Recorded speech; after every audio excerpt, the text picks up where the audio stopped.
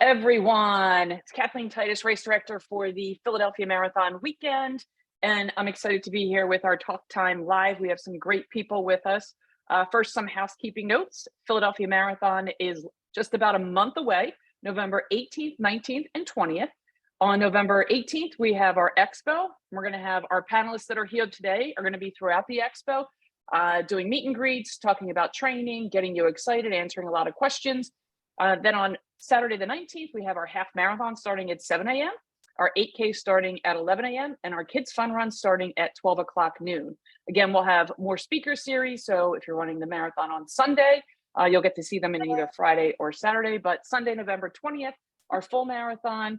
We still have time to sign up. Registration will close November 7th, but you'll have time to also join up for the AACR Runners for Research program as well. So go to www.philadelphiamarathon.com. Again, time is running out, but we're getting ready, rock and rolling, and super excited to jump in here tonight with all of our featured pro athletes.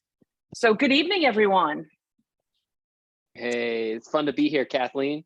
Yeah, good evening, Kathleen. So we have with us, I don't know how everybody's view is set up. So tonight I'm going to start in a little bit different. I have Mr. Bart Yasso to my right, who is one of the few people to have completed all races on 7 continents from Kilimanjaro to Antarctica. So he's also famous for his Yasso 800s. He's a PA native, done this course many times, going back 20 some years when it was on different routes. So we have Bart with us. He's done over 1,500 races. Absolutely. So if there's anything you want to know about any race, Bart's the man to do that. Then I have, new for this one, we have Michelle Wheeler. She is our Paralympic athlete and member of Team USA. She's also member of the Boston Marathon USA Elite Team. So we have Michelle. She's actually going to be competing this year. She usually comes in every year and does phenomenal. So if you're a para athlete, she's going to be asking you as our wheelchair athletes that out there. It's our largest elite field, so we'll get into that this year with push from athletes, but we're super excited to have Michelle. Then I have Mr. Jarrett Ward. He is not only an amazing accomplished runner, but he's also done some research in biomechanics, pacing strategy, and marathon performance. And if you've been following us, he's been doing our training videos every week. So super excited to have Jarrett here. He was also #1 in 2019. And then we've got Speedy Gonzalez on the right, Aliphine Tuliamuk, our 2020 Olympic female marathon winner who's come back. She's looking strong, mom to baby Zoe. But again, we have a great lineup. All of these folks are going to be with us come marathon weekend. It's going to be a great time. So make sure that you check them out there. But right now, we're going to jump in because we're getting close. And everybody on here is competing, which is really exciting. I know Jarrett and Aliphine are doing New York. Michelle, she's probably got 5 races in between there because she's always racing, coming back from London and Chicago, always on the go. So actually, Michelle, I'm going to kick it off to you and tell us what you're up to, where you are in your training program, and what you're looking forward to when it comes to Philly between now and Philly. What are some key tips to give athletes? Sure. So as you were saying, I just came off a London marathon, Chicago marathon. I am preparing for New York Marathon coming up, followed by the Boston Half, and then I will be in Philadelphia doing all 3 races. So, it's a pretty busy schedule. The biggest thing is making sure I get that recovery in, coming out of those marathons, really focusing on my nutrition, sleep, water intake, things like that, but also keep conditioning myself. So what that looks like is, I did London and Chicago back to back. So it was kind of tapering off a little bit on the miles when I first got back, but then maybe doing about 10 miles or so, warming back up into it. And then for New York, it changes a little bit, even for Philadelphia, because it's a lot more hillier, right? So it's not really a sprint race or just a steady pace. It's changes a little bit for us as far as our technique goes. So for me, I'm really focusing on my nutrition, making sure I have the strength and endurance built there, in the gym a lot, just to kind of focus on that repetitive motion. But as I wrote down a bunch of different tips, so feel free to stop me. I think hydration is key, especially when running. I run into a few runners who maybe don't drink as often when they're out training. And so maybe getting a few sips of water in 1 to 2 miles while you're going, and then making sure you're definitely getting in those ounces afterwards. And even a hydration pack might be a good idea as well to kind of help just keep hydrated, obviously. Making sure you're getting those recovery meals, getting your protein in, your carbs, your fats, and all those different things, prior and after to training. I touched on sleep a little bit, so about 7 to 8 hours of sleep. Trying to get every night. Sometimes don't quite get that in there, but I try. Don't try anything new. Stick to your training, trust the process. I would really encourage those as you're leading into it. Maybe tapering down a little bit on some miles. You don't want to be peaking right now. You want to wait until you kind of hit that the race to do that. So taper down a little bit there. What else? Making sure you have the proper racing gear. With Philadelphia, I've learned I have ran this race in snow and sleet and sun. You just never know what you're going to get. So, maybe just bringing those layers out, training in the clothes that you plan on wearing for the marathon. Again, don't try anything new. Sometimes you can get chafing and things like that. So maybe make sure you have your chafing cream and things like that to kind of help. Wearing those same gear, water bottle, things like that. And carb up, make sure you're getting your pastas, or some people do pizza, maybe a sweet potato, right? Things like that. Really getting those carbs in before a race, but don't eat too much. You don't eat full on race day, and then you're going to have a hard time racing. So, 80%, so those are some of my tips I have, though. Yeah, so you're a little bit different than we get into Jarrett and Aliphine, because clearly they're not doing back-to-back marathons Right. when it comes to this. But it's fascinating to me because as a wheelchair athlete, like, it's smaller muscle mass, like, groups. So it's unique to see that different dynamic going on. Aliphine and Jarrett, where are you? So Michelle's not clearly able to do these back-to-back. Now, we know that you guys are getting ready for New York. Have you done any racing prior to? Are you looking at a half marathon now? But what's your training schedule look like coming into New York and Philadelphia? Well, Philly, you're not racing, but just hanging out for that one. I'll go first, Jarrett. So actually I had a race on October 2nd, and I don't know why I thought it was a great idea to have a race 2.5 weeks after coming back from a setback. So I had a setback, and then I took 2.5 weeks off running, but I did do a little bit of cross training, and then I went on a 10-mile race. And gosh, I have never felt a race be that fast from the gun. Like, literally, I almost got left from when the gun went off. And then now, though, I think I'm at a point where, like, I feel like myself again. Things are beginning to click, but we also are only 2.5 weeks away from New York. And I am confident, because I've had a lot of years of training. So we have our last big session this weekend, actually. Usually what we do in our group is we have a 15 miles at marathon effort. And of course that changes from, how fit you are, but that's what I'm going to be doing on Saturday. And basically that will be it. I think after Saturday, it's like, hey, is in the barn. So we'll see how that goes. I had my last big long run this last weekend. So yeah, we are getting super excited and basically sharpening up now this last one. And then next week becomes a taper week, because we always have about 2 weeks of taper. How about you, Jarrett?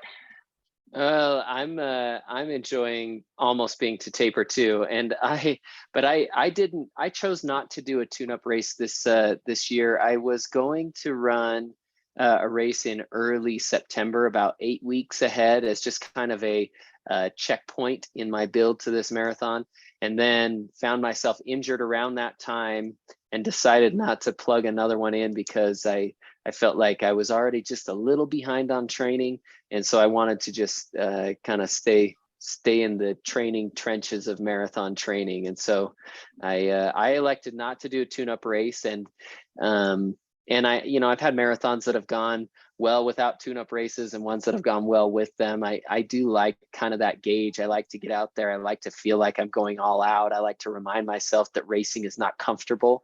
But I'll have to remind myself about all of those things mentally this time. Good. And I almost forgot Al Samino over here, who does our social media. She's also Division I track. So she's our short distance runner. I forgot to introduce her in the beginning because she's like a staple in here, kind of like myself. So you'll see Al up here and we'll talk short distance in that when we talk about 8K. We looped her in. We've done half marathons together. She's training for her full. So, you might see somebody answering questions. We have Al and we have Crystal. So Al Samino.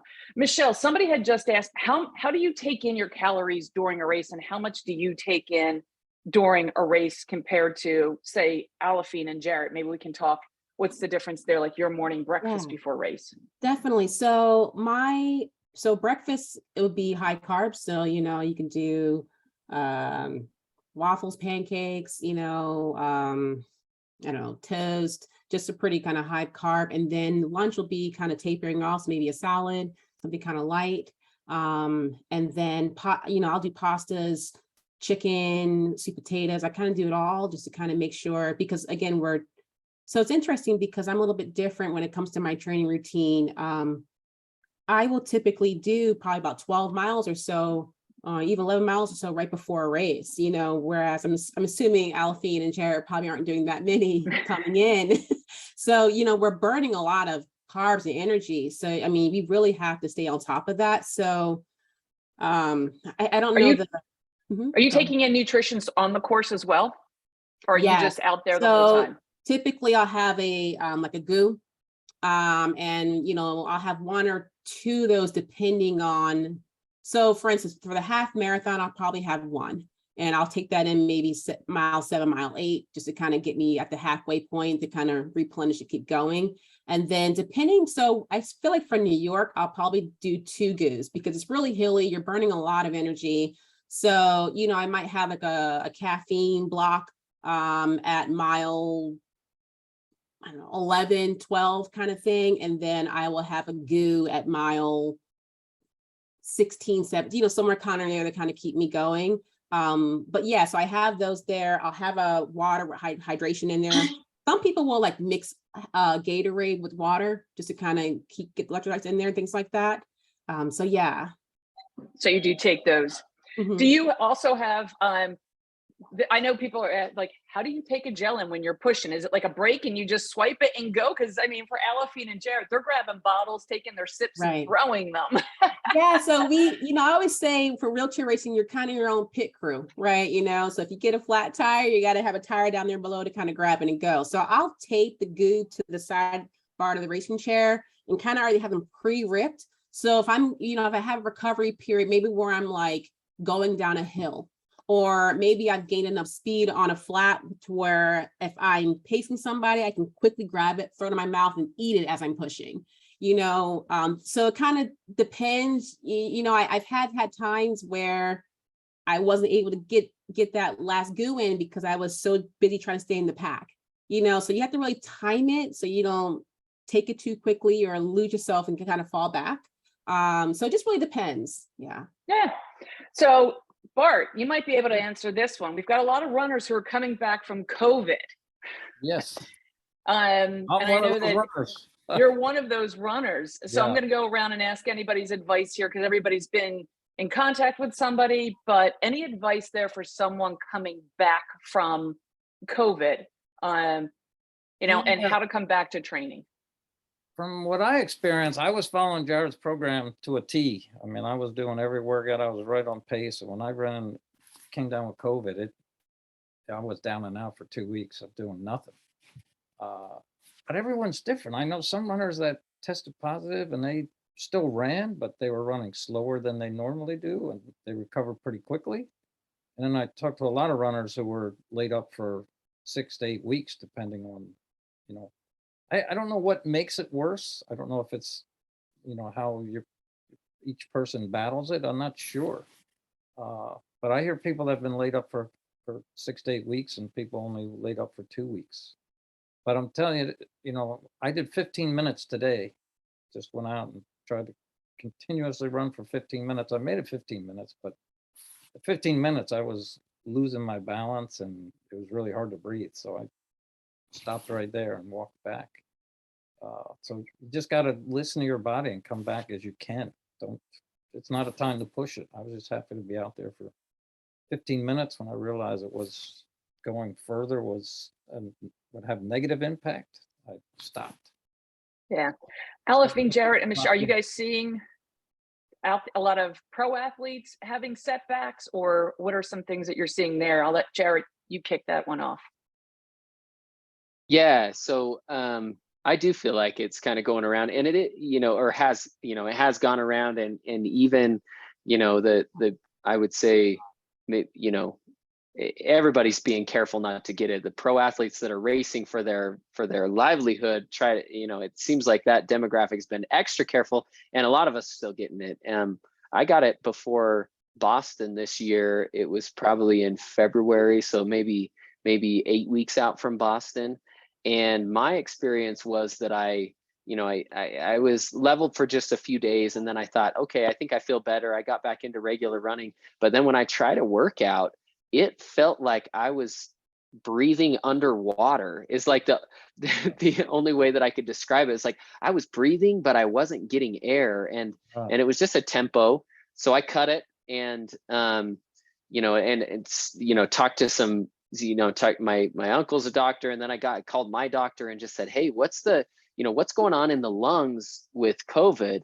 And my doctor said, hey, what you should do is take a Medrol pack, which is a steroid to reduce that inflammation. And he said, we've seen really good response from when you get it, just getting on top of it quick. You take something that packs a punch, reduces that inflammation, because what happens, we get that inflammation in our lungs, and then if we try to push it training before you're ready, you create a longer lasting impact. It seems like the athletes that have done better are the ones who say, you know what, excuse me, I have COVID, I'm taking time off, I'm going to recover from this, and then I'll start running again. And you take that seriously.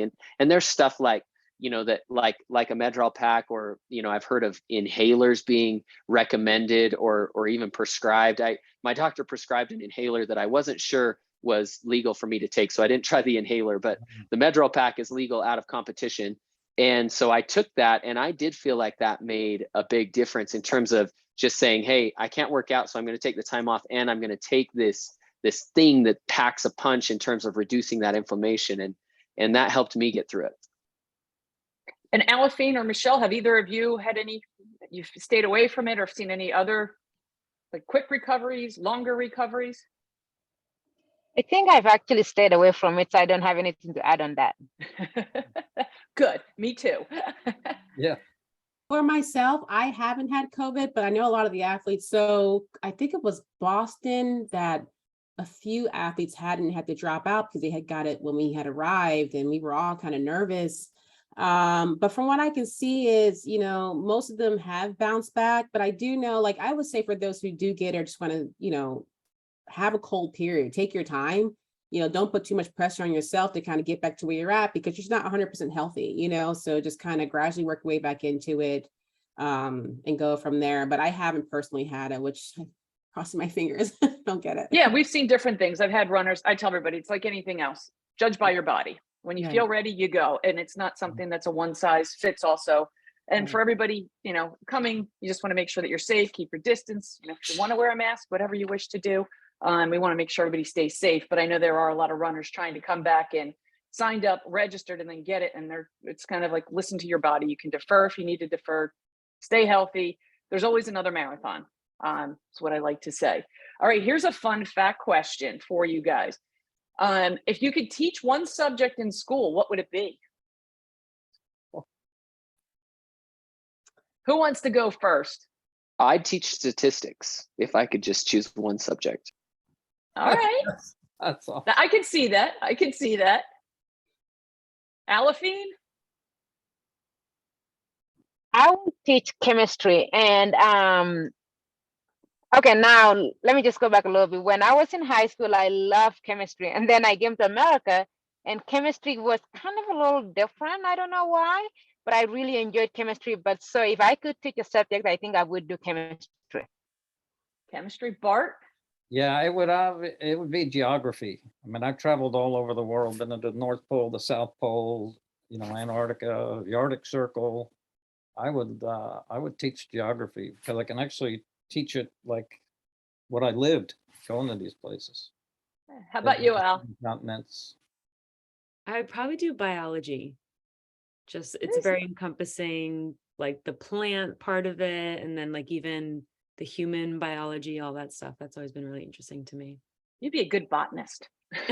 Yes, exactly. How about, and Michelle? I would say athletics. Just simple. I was terrible at math. I loved English, but I think I would focus on athletics, like gym and things like that. Or be I'd a go coach. history. History or geography. I'm with you, Bart. Travel the world. Okay. You want to be able to teach it and give back. All right. Now back to marathon training. You know, every now and then you just have to throw a fun fact about people. And now they're going to start coming up to you all saying, okay, so tell me about statistics. You never know who you're going to meet, or I love chemistry or biology. So we have people coming in a month out and they're trying to project their marathon time. Philly's a big Boston qualifier. Again, it's a pretty flat, fast course. It does have its hills, but it's negative. So it is a good place for PRing. If you had a recommendation, how are you all judging what your anticipated marathon time is? Are you taking your half? And then what training are you doing between now and then to make sure you stay on course? So again, projecting that marathon time and the key workouts that you're doing right now to hit that and how you're projecting that time. I can go first. I'm still shooting for sub 2 hours. Probably it'll be close. And I think how I am currently training for that, I mean, I'm just doing what I naturally do, you know, doing mile intervals trainings, doing some sprint work, just seeing where I'm at. So, you know, I've done so many marathons recently and just looking at my times from there and seeing, okay, where can I improve? Where did I kind of struggle? Why? Some of that is just, you know, endurance training, right? It just takes a little bit to kind of get there. So, yeah. Are you taking a certain time and saying, okay, this is it? Or how would you come up with that too? I know that you do a ton that are like back to back to back to back. So you have a little bit more data. Yeah. So I'm looking at previous year times. I'm looking at my times from Boston, my times from London, you know, Philly. So Philly Marathon is at the end of my season, you know, so you're almost completely burnt out by the time you finish that race. So I'm not shooting to be super fast, but I don't know, I'm always hard on myself. I still want to be below 2. And how I would also achieve that is like if we're in a pack, you know, if you're in a pack with somebody, it's so much easier to hit those times versus if you're by yourself. So that might look like surging in the beginning of the race, which means you're just sprinting to stay with that person at the beginning of the race and kind of just focusing on that and working together throughout that race to stay there, you know. So I'm relying on that a little bit for this race to kind of hit that goal, but obviously it's not a guarantee. The other part of that is I don't know what weather conditions we're actually going to have. I'm praying for beautiful sun and no Like rain, last year. but you just don't know, right? So I feel like I won't be under 2 if it's raining or things like that, because it makes it a little bit harder, but that's the goal. And then Jared, Aliphine, how are you projecting your New York time? So I don't know if you even divulge that ahead of time, or is it just in your head and it's a secret? Well, you can't begin to predict a time without at least one set of Yasso 800s. That's why you do them. So we got the Yasso 800s, certainly long runs. So I look at, hey, can I hit marathon pace in a long run for a good handful of miles late in the long run? And do I feel okay? Now you got to keep in mind that like anytime you do marathon pace stuff, Aliphine's got a 15-mile marathon pace run coming up, or a marathon effort run. And I'm sure if at mile 14 in that run, she plants herself at mile 14 in New York, that's going to smell panic. You know, you got to trust that the taper is going to help you feel better than those marathon pace effort works, you know, efforts do in training, because you got the taper coming and you got a lot of, you know, you're going to adapt to that fitness, but you got to be able to hit marathon pace for a little bit. You know, I think late in those long runs, I like long intervals, you know, 2-mile repeats or 3-mile repeats. You know, Bart and I, we do them by time sometimes right now. So, Yeah. so those might be 10 minute, 15 minute, 20 minute intervals, right? Maybe 30-minute intervals. And I like those to be a little faster than marathon pace. So just to help that rhythm feel a little bit more comfortable.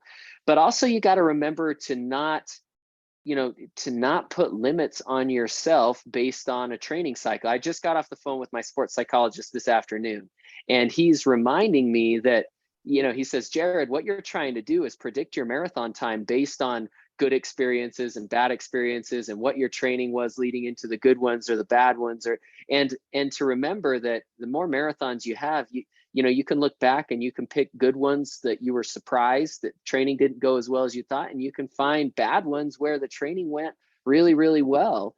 And I think to a certain extent, you have to educate yourself on what pace is appropriate from the start of the race, but then you got to be open to the idea that, hey, maybe today's your day.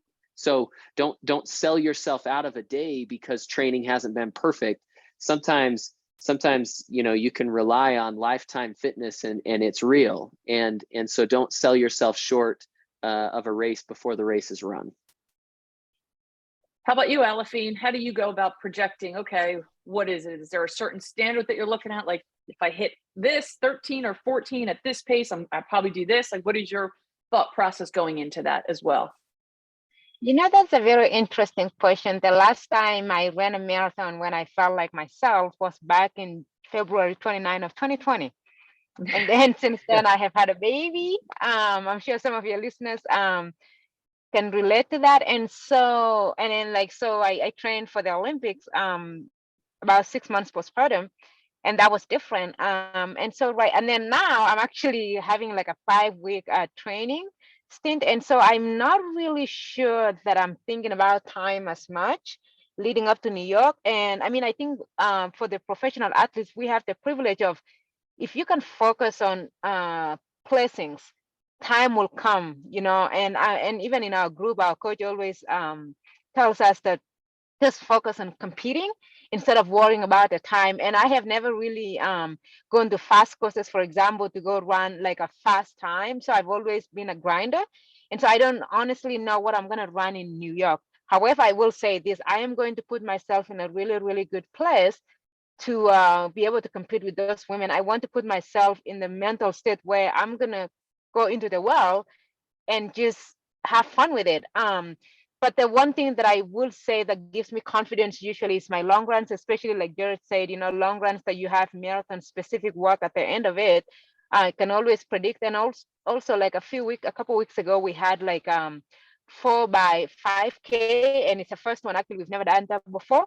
And of those, not really that was what was needed, but it just felt.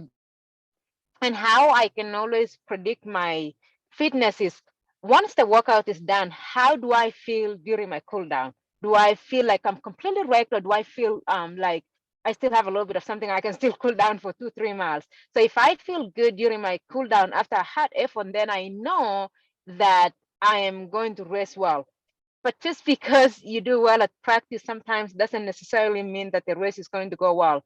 And so, and then like, of course, the 15 miles steady state is probably the one that I'm kind of worried actually. And I would just put this out there, like with the carbon plated shoes, like I am one of those athletes that is very rigid to change.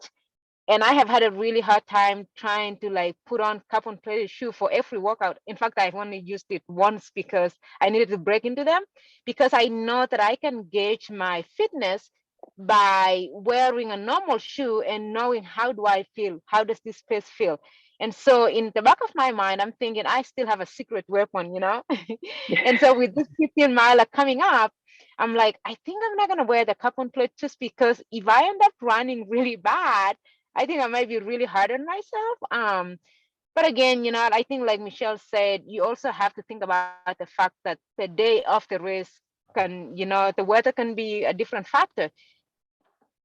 It might be windy, it might be raining, and there's nothing you can do with that. Yeah. So I think going into the race with flexibility is very important. Being flexible, okay, go in it saying this is the time that I'm going to run, but then be flexible. And the last thing that I will say is when I think about my half marathon PR, I think I would add about 6 minutes to that to see what marathon, how fast I can run. Now, those are my PRs. Doesn't mean that I'm not better now, and which is why Jared said, don't limit yourself. So I think, like Michelle said, find a group to run with that is running right around the same time that you're running. And if you can do it, negative split it would be the best way. Like if you can run a little slow on the first half, and then if you have a little more in the second half, you can definitely get your qualifier, at least, or get close to it. Yeah, and we know, Aliphine, that you don't tell anybody, and then you're sitting there talking, say, bye-bye, I see you. I gotta go. Your secret weapon, you just kind of cruise along, then you're like, gotta go. Yeah, and the modesty of Aliphine, the race she was referring to in February of 2020 was the Olympic marathon trials. That Trials. Yeah. So Bart, when we're looking at the marathon, and I'll have you kick this one off first. Do you break down the marathon into segments and try to say, I'm going to run X, Y, and Z? For me, I kind of do mine in 7-mile segments. I look at a race course. I'm like, okay, how am I going to do the first 7? How am I going to do the second 7? How am I going to do the third? And then how am I going to finish? But for me, it's different based on hills. But do you ever think about segmenting the race to see how you want to do in different parts based on elevation, terrain, just making it through? Well, in the early days when I've been doing marathons for 43 years, and we didn't think of negative splits in the old days, but now I really love negative splits. So I really concentrate on that first, I'd say 1/3 of the race, whether it's a half or a marathon, to not be in over my head. So I have the opportunity to pick it up and run a real strong race if I have it in me. And then if I don't have it in me and I have, a rough day, I can adjust, slow down a little bit, and still run a decent race. So I look at it, like that first third is the most important part of the race. The pace you do in that first third, I think, really dictates your day. And Jared touched on it, and Aliphine talked about negative splits. If you have that day, just because you started a little bit slower on the first third of the race doesn't mean that you can't pick it up and run that ultimate race that you have. Always like gas in the tank on the back end. I have so many runners tell me that it's impossible to do a negative split. And I'm saying, no, it's not impossible to do a negative split. You have to be in control. And that's what I find. Most runners they just run wild at the beginning. They know they're in over their head, but that time in the bank or whatever they say, that's the craziest mindset. So I really concentrate on that 1/3 to make sure that I'm at the proper pace, and then really make an adjustment after that where I think I can pick it up or keep it steady, or maybe make an adjustment, slow down a little bit so I can still finish a strong race. Jarrett, how do you break up a race course? Or do you not? No, I do very much. And I would say I break up a marathon as the first 20 miles is halfway, and then the last 10K is the second half. And it's helpful for me to think like that. I think, what Bart's talking about, it's starting slow enough, starting conservative enough that you can you keep the door open to that negative split, keeps the possibility of positive momentum and a lot of positive psychology in the race. And so I think that creates really an opportunity that has a lot of synergies. It's not, when we talk about negative split, positive split, even splitting, most of the time those conversations are physically what is most advantageous, right? How is the body breaking down? Is it positive? Is it best a positive split, or physiologically are we better negative splitting? And I think sometimes we ignore the psychological effect of negative splitting. Like, it's very exciting, and when you start conservative enough that you can say, hey, look what I've already done. I'm already 3 miles in, and I've knocked out those 3 miles and I feel good. That's a good spot to be in. And I think sometimes we leave time on the table because we ignore what can happen. And I just think it's so important to be positive. Like my mantra through this training cycle, in any hard workout, even if it's the first interval of a workout and I think I already don't feel good, has been to look backwards and say, hey, you know, I've already run half a mile, or I've already run a mile or 2 miles, and I'm already off to a good pace. And somehow that psychology is able to keep me going. And so I love the idea of negative splits for or at least just trying to start conservative so that you can retain some of that psychological momentum late in the race. How about you, Michelle? So I'm with Jared on that. You know, the first 20 miles, 21 miles is, you know, how I break it up, because I feel like those last 4 to 5 miles is the mental game. You know, it's you're hurting and you're in pain. You just got to get through it. And so for me, starting out, you know, and I think in the beginning of the race, there's so much anxiety, you know, around that. And you really, sometimes you kind of just sprint out too fast and then you burn out, right? So it's really just making sure that you have control of your body, and not going too fast at a pace to where you burn out halfway through. And so for me, you know, the pack always starts fast. And so I know I need to stay in that pack if I plan to do pretty well in that race or hit a certain time or even place wise, right? So a lot of times people will sprint, but we settle in, you know? And so it's, you know, for me, it's focusing on my technique. So for runners, it's, you know, your stride and things like that. For me, it's my arms, and if I'm flicking properly, I'm like showing you, but not really showing you. But, you know, if I'm flicking off the wheel properly, you know, am I breathing properly? All those different things. So the first 20 miles, you know, if I feel good at like mile 15, we're doing really good, you know, but if I'm not, then on a flip side of that, I'm like, okay, you know, I'm talking myself through it. Focus on your stride, you know, because I think sometimes for me, my anxiety kicks in. I'm like, oh my gosh, I'm falling out of the pack, or I'm not doing these different things. Yeah, take a beat and just breathe and focus on your technique, you know, making sure you're taking those deep breaths, making sure you're, you know, focusing on your strides, whatever that looks like. And then before you even know, you're at mile 18, you know, you're already back in the game, you've already recovered, and you're able to get back into the race. That's kind of how I look at it. And then the last part for New York, for me specifically, I'm like always kicking myself, like, why did I do this race? It's so hilly. But you're just like, you know what? I got this. You can do it. You can do it. You can do it. Listen to the crowd. That crowd would get you through that last few, you know, miles. So, you know, trust the process. You've been training for it. Trust your process. Keep going. Yeah, and Aliphine, how do you break down a race? Do you break it down into segments as well? That first 20, the 6, or is yours, do you have a different process?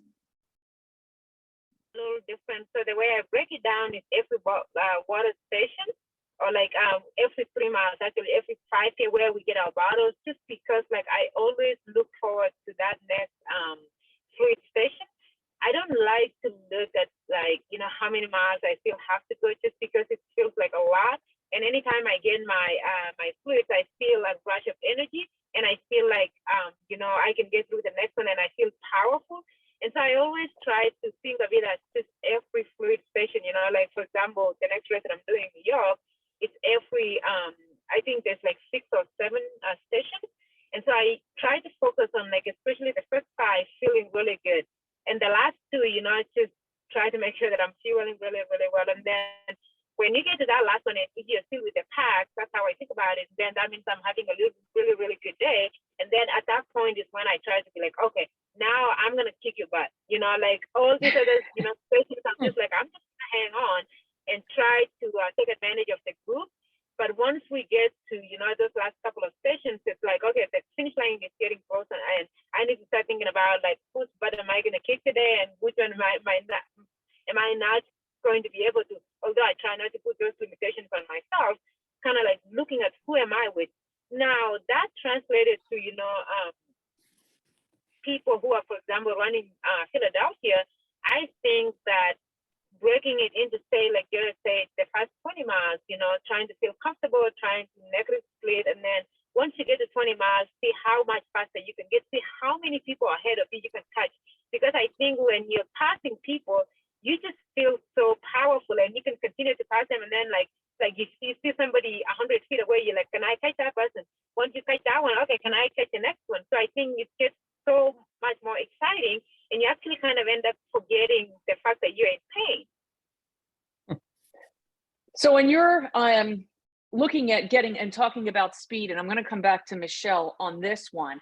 How are each of you how are you working on getting faster? Is it track workouts? Is it tempo workouts? Is it like, what are those workouts? But first, Michelle, what's the tire pressure that you're using? I love the questions Sure. we're getting here. So And then people tell are us always- how you do speed workouts. And then we'll go through everyone else. people are always surprised when I tell them the tire pressure. So it's about 160 to 180 PSI, so it's pretty high. And you know, racers will adjust depending on how heavy you are, how light you are, things like that. But for speed, it's both. You know, we do tempo, we do, you know, I'll do 800 by 12 repeats, you know, or maybe I do, well, it's pretty much right now, it is a 4-mile warm up. And then maybe I'm doing eight by 1 mile and a cool down, things like that to kind of build up. But so, and you're doing a different percentage, right? So maybe you're at 90% one time, maybe you're at 85%. So you're really just kind of adjusting back and forth. And then depending on, you rely on your recoveries. So maybe you're doing 60 seconds recovery and then doing it again, right? Going back and forth over and over again. So that helps me. And in the gym, I'm in there about 2 times a week. So we're doing dips and we're doing bench pressing, and, you know, we're really focused on nice fast movements, not slow. You want slow muscle, right? So fast muscle. And I'm just trying to think of some of the terminologies. Lat pull downs and things like that. So pretty much a lot of time in the gym, a lot of repetitive 1 mile, 800, 400. Slowly you're building up your sprints. And so that helps me in surging, which means, I don't know if the same term for runners, but pretty much you have a period where you find your pace and all of a sudden you sprint, and then you find your pace and you sprint. And so that really helps you, especially in those last few miles, with picking off who you're going to be, you know, who you're going to come ahead of. So don't tell anyone. Well, that means I got to go to Aliphine, because she's known for picking people off like that. How are you doing right now? Like, how are you increasing your speed? But what's your mentality? And I know that you have a little bit different than even how you strength train to no strength training to just run. So yeah, I actually, if there's one thing that I always come back to, it's strides during easy days. And so I try to do strides 2 to 3 times a week. And what that looks like is I will do a 10-mile easy run. And on those easy days, obviously I'm coming off a workout the day before or 2 days before, I'm very, very tired. And I like to do my stride after, you know, my morning run after those 10 miles, because in a way, like on those days, you're very, very tired. But if I can pick up my pace for like 30 seconds, and I call them Aliphine strides, because normal people do about 20 seconds of strides. I do about 200 meters of it. So it's usually about 30 to 40 seconds. And if I can run like under 5 minutes for a lot of them, then it really makes me feel like I'm getting that speed back. And I think, I don't know, it might be in my head, but like on races where I have had difficulty doing strides, say because I had a hamstring thing and then I just couldn't do the strides, I have felt so rusty on those races. Like, for example, my 10 mile that I did a couple weeks ago, I couldn't do strides because I had a glute thing going on. And I just felt really, really rusty. But when I can do strides, like at the end of, you know, my, and I do 8 to 10 of them, at the end of my easy runs 3 times a week, I feel like speed comes in very, very quickly after that. And then, of course, those are things that I add on my own. And then, you know, with the group, we have, you know, like, for example, today we had like sets of 400s and 800s, a little, you know, like under marathon pace. And so those kinds of things help. But I think for me, the strides really help. Al, short distance, those that are doing the 8Ks, how are you picking up on speed? Yeah, I was just thinking, like, one of my favorite workouts, and this was back in the track days, but I love doing cut downs. So whether that was like 300 repeats or 400 repeats, and just having each one be faster. And I always felt like, kind of similar to what Aliphine was saying, if I could run faster while feeling fatigued, you're kind of training that speed when you're feeling tired. So I mean, I think you can apply that to, you know, doing 800 repeats and trying to cut down in those paces if you're applying that to an 8K. And then another thing is just being in the gym and doing strength training. I always feel like having your muscles and doing like explosive movements, plyometric movements, that always helped a lot with just getting that fast twitch muscle. Bart, is this how you came up with the 800, the Yasso 800s? Yeah, I do love getting on the track and doing either mile repeats or 10 times 800 or 8 times 3/4, 1200ths, 3/4 of a mile. That was always my, you know, when I did that workout, I always just felt like then I was ready. Of course, you know, the long run is paramount and, you know, the cornerstone of distance running, but then speed workout is what really takes you to that another level. It really gives you that leg speed you need on race day. Jarrett, food for thought? You know, I've always thought of speed workout as like your engine size, and then your efficiency as how efficient, you know, your efficiency is your marathon pace, how efficient your engine is. And so, you know, if you have a small engine, you can make it really, really, really efficient, but you've reached your ceiling. And what speed workout allows you to do is make that engine a little bigger. This is increasing VO2 max. This is increasing your engine size. And then when your engine's bigger, then you go back to working on efficiency again, and you get a bigger engine, really, really efficient. And now you're faster. So there's, you know, I think there's a yin and a yang to this approach. You can't do all speed work, or you just get a really, really big engine that's not efficient, and that doesn't make a good marathoner. But if you ignore speed work, you almost let your ceiling collapse on you in terms of your potential as an endurance athlete. And so I definitely think there's times when, you know, maybe I'll take a whole season, you know, and run just shorter races, and I'll work on getting that engine bigger. And then I'll go into a marathon block and I'll work on making it more efficient. My engine's probably shrinking on me, but I'm making it really efficient. And then there's marathon builds where, you know, my engine starts small and I have to do both at the same time. So we're doing oxygen debt workouts, Yasso 800s, mile repeats. We're also doing 10-mile tempos and long runs, and we go back and forth. And so to me, it's about maintaining that balance. And all of us are good at different things. You know, when Al's training for a marathon, she's naturally good probably at making that engine bigger. She came from a mid-distance background. And so the efficiency maybe needs to be emphasized, but I also think that there's a benefit to emphasizing what you're good at. And so, you know, when you're looking at, hey, should I make my engine bigger? Should I make it more efficient? You know, we all got to be doing some of both of those, but I'm an efficient guy. And so I spend a lot more time working on leveraging my strength and working on that efficiency, bearing in mind that every once in a while, I got to work on making that engine a little bigger.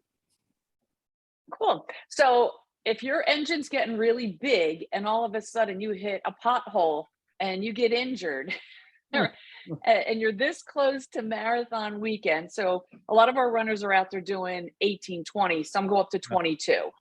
We have a lot of people that said, hey, I hit 20, I can't do another one. I've gotten injured. What advice do you have?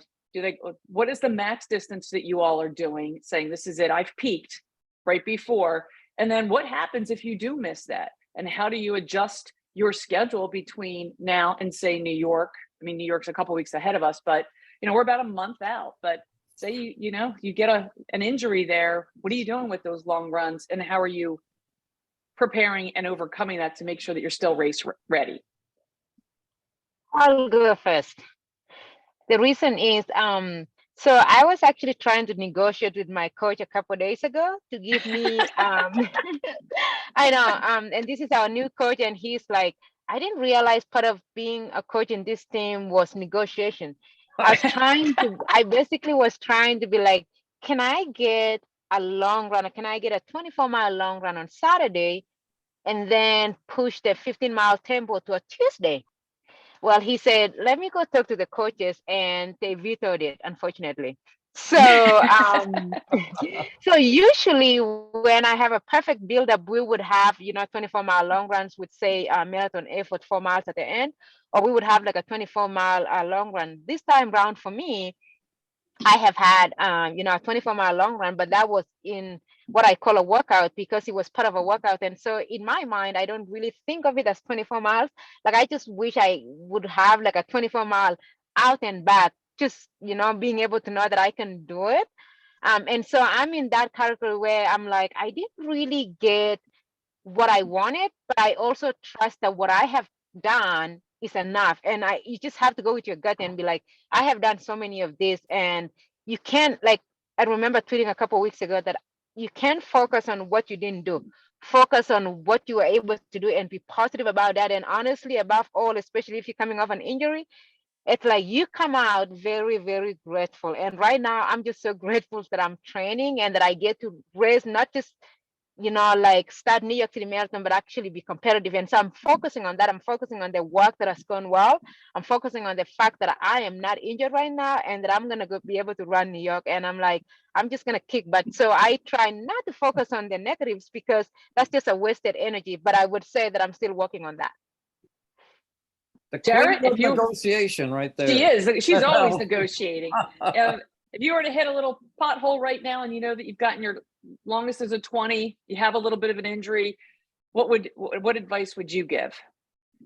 I'd look back and be grateful for what I have in the bank. I think a lot of times with injuries, we become tempted to push ourselves a little too far into the hole, or on the back end of an injury, try to make up for what we missed. And I think some of the best advice I've gotten as it relates to injury is just leave those days in the past. When you're injured, don't go hard, and listen to your body. And then when you're healthy, just pick back up where you would have picked up had you not been injured. You don't got to make up stuff. We're not going to try to get re-injured, and we're not going to try to make it up. And I think health is king. We get so gridlocked in a cycle as we're excited about the fitness we're gaining. We're excited about how religiously we've followed this schedule and how well we've done. And but if that leads to injury, then there's no race. And I think sometimes too, the injuries, I guess, kind of like Aliphine says, dwell on the positive. I think normally there's a way to twist it. And I think a lot of us get really good to twisting everything to make it the perfect scenario, right? So somehow, because I got injured, I rested on the right day, and then now I'm going to be better off for it. And it, you maybe laugh at that, but I think sometimes that does happen. I remember Dathan, was talked about being injured 3 weeks before the best marathon he ever ran. And he pretty much took that whole week off, and then he ran his personal best. And I think sometimes we learn something about ourselves, and we learn that, maybe we were training too hard, or maybe we weren't tapering enough. And sometimes an injury gives us an opportunity to realize what we can do with rest. And so I'd say, don't make it up.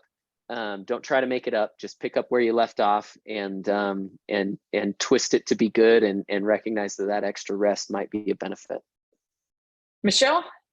Yeah, so I agree with Jared. And I've had multiple injuries. I fractured my ribs and all that, and tried to race through it, and it's not a good idea, and didn't feel very good. And so I would say, take the time off. I mean, you've already built up the muscle memory and the training for whatever marathon or race you're running. And so you're not going to lose that per se if you're taking like a week off, right? So it will just kind of come back. And what I've learned is just kind of take it easy. Start slow, coming back into it, maybe doing a few miles, see how you're doing a little sprint work, see how you feel, and then kind of taper off again. And then the other thing is like making sure you're doing recovery afterwards. Like for me, I'll go to a spa, or, to a sauna, or like a massage to kind of help cover those muscles. So yeah, I would just kind of say, I think one lesson that I had learned is, don't put too much pressure on yourself to get back to where you were. It's just not worth it, because at the end of the day, like whether you're running or not, I need my arms, I need my arms outside of running, and you need your legs, so there's always another race you're going to be able to run. I think the better thing is just kind of see where you're at, see how you feel. I do, my next run is 23 miles this weekend, see how you feel, and kind of go from there, so. Yeah. Bart, any words of wisdom there? Yeah, well, I always tell people, find out what the injury is and, get healthy first. Because you want to be at the starting line. That's the key. I find that a lot of runners that have a little bit of injury and have some downtime, especially when it's like a month or 6 weeks out, a lot of times they run really well because they don't put a lot of pressure on themselves on race day. They feel like, okay, I missed a lot of miles and, missed at least 2 long runs leading up to it. And so then they go into it a little more relaxed, don't put as much pressure on themselves, and then they tend to have a good race. So, but the key is to find out what the injury is, to get it healed, and then get back to training. Or sometimes you may already be in taper mode at this point, but as Jared said, those training runs, you can't make it up in the end. Just go back to the plan that you do the miles you normally would do at this point and see what happens on race day. Pick up where you left off. Yeah. Okay, as we're getting ready to wrap up, we're going to do a couple round robins. One athlete from the past you would like to run with, if you could run with anybody. Oh.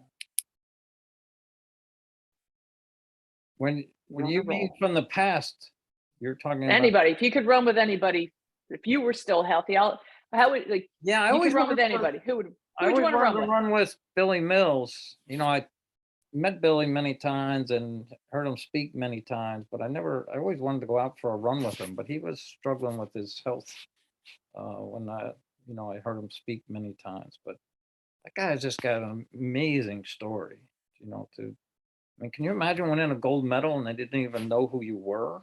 Like, like who are you? And he just won the Olympic 10,000 meters, and they were, and he had such a tough upbringing. He's Native American, but he has some white blood in him. So even his Native American people didn't like him, let alone, when he was outside of the reservation, he wasn't treated well. He wasn't treated well in the military. It's unbelievable what he went through and what he accomplished. Pretty amazing. Aliphine, if you could go do a coffee run with anybody, who would it be? So my role model is Tekla Lorupe. She is actually the first African woman to win New York City Marathon. And if you have followed my story, she is the person who gave me my first ever pair of shoes when I was in 4th grade. And on that day, she talked about the Olympics, and I had never heard of the Olympics. And so I was like, I want to be an Olympian someday. And so if I could go for a run with someone, I would love to go for a run with her. I would love to pick her brain, because she was the, world record holder for a while. And back then, I would imagine shoes were not as great, fueling was not as good. And so I would love to pick her brain on how did she go through that. And also coming from our community, especially at the time, a woman's place was supposed to be in the kitchen. You were supposed to, grow up, be a teenage, get married off, go have children. And so for her to defy all of that and become a professional runner, something that no one had ever heard of, I would imagine it was incredibly hard. But then she ended up being super, super successful, and she's inspired a lot of people. Yeah. Jared? Well, I think I always say I just want one more run with Meb. I've run with him a number of times, but I love every one of them. I just want another run with Meb. Kipchoge would be another one that I'd be very excited to be on a run with him and get to listen to him. Hear from Michelle? I would say I'm going to cheat a little bit because I've already run with these people. I would say either Amanda McGurry or Tatiana McFadden. These women have both been in wheelchair racing for so long, and really have helped create wheelchair racing to what it is today. Obviously, there's many before then, but I just really love how they are on and off the course pretty much. So I would race with them. Al, we'll close out with you. I gotta go with Meb also. He's just he's such a legend. Anytime I spoke to him in the past, his energy is amazing. So gotta go with Meb. What about you, Aliphine? I'm gonna go run. I'm gonna go run with Aliphine. She's a good time. There you go. It's so funny you both of you, a couple of you said MEP because I always wanted to be a female version of MEP, but I had to choose a different athlete because again, it's like I can't have two, but MEP is pretty great. Yeah, good stuff. Well, I want to thank everybody here. We are wrapping up now. Again, I'm Kathleen Titus, the race director for the Philadelphia Marathon weekend. Race dates are November 18th is our expo where you get to see this great selection of people here doing their speaker series. We have a meet and greet. Then we kick off Saturday with our Dietz and Watson Philadelphia half marathon at 7 a.m., our Rothman Orthopedics 8K at 11 a.m., and then our kids fun run at noon. Again, this fantastic group will be back speaking. I don't know how Michelle's going to do it, but she's racing both races that morning and then speaking at 1 o'clock. So on Saturday and Sunday, we have the AACR Philadelphia full marathon. You know, if you're looking for, we want to be the largest race for a cure, for a cause. So again, American Cancer Association, American Association for Cancer Research is our title partner there. You can raise money for Runners for Research. If you aren't able to run for Runners for Research, donate. Again, we want to be the largest race out there raising money for cancer research. So again, anything you can do to help us raise those funds for cancer awareness. We all know somebody's been touched by cancer. Please do support that and the American Association for Cancer Research. So I want to thank everybody here. If you're in the Philadelphia area, we have the All City 20 miler. We're partnering with our friends from Philly Runner on Saturday, October 29th. Boy, it's late for me. I'm fuddling all my words. But you can join us out there on Saturday morning, October 29th. We'll be out there. Otherwise, everybody train safe. We look forward to seeing everybody competing in New York coming up. I know I'll be there as well, but then more importantly, we look forward to inviting you all to Philadelphia. You can sign up, www.philadelphiamarathon.com. And until then, you know, be safe, run happy, have a great time. Thank you. Thanks, Kathleen. everyone. Thanks, everyone. Bye. Bye-bye.